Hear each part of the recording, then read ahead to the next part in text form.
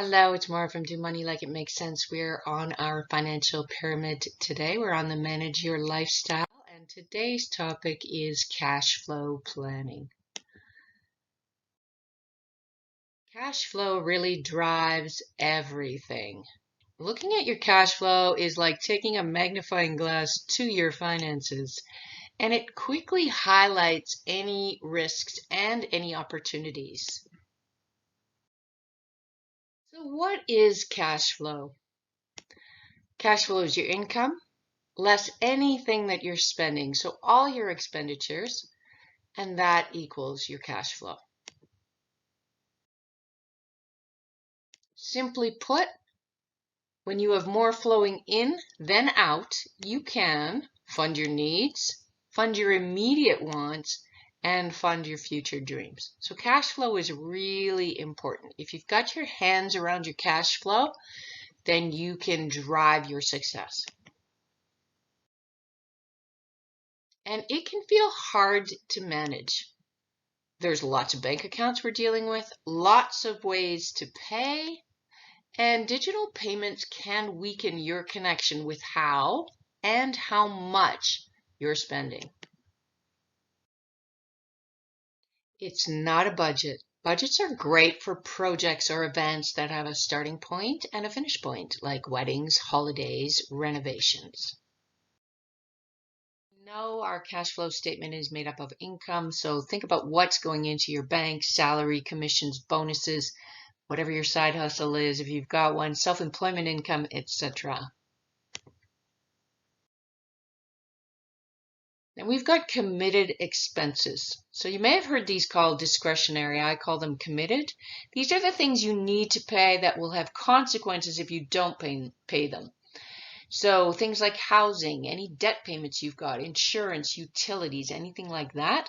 So those are the things you've got to pay every month.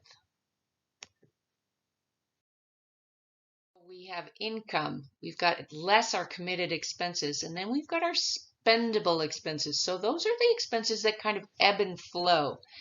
They're high frequency purchases, groceries, food, coffee, entertainment, any subscriptions that you've got, and they're high emotion purchases.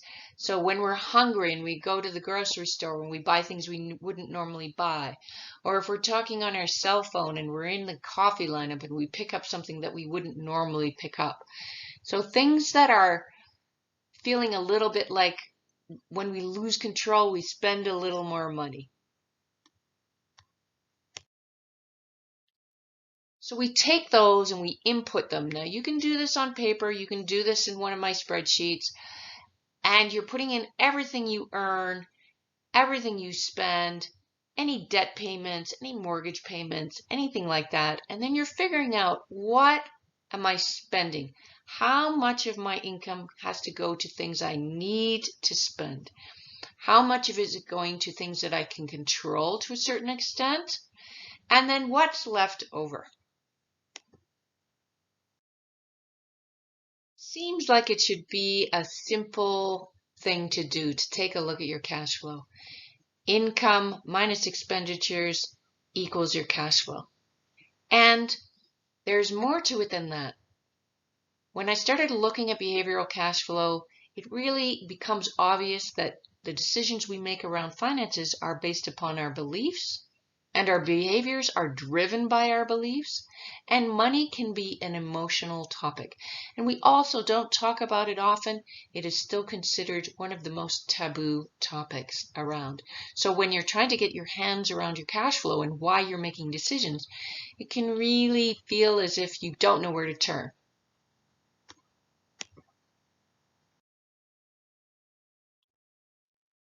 There's lots of information out there, lots of education available. Listen to some great podcasts. There's lots of financial planning books. And of course, you can get a coach, an advisor, a planner to help you walk through the steps and start with your cash flow and figure out where you're at.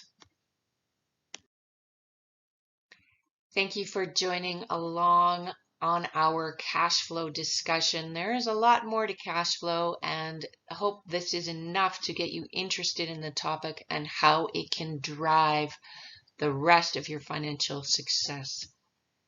As you know, I think if you visit and take a look at everything on this financial pyramid, you are going to build yourself a strong financial foundation and a fantastic financial future. I'm Maura from Do Money Like It Makes Sense. Have a great day.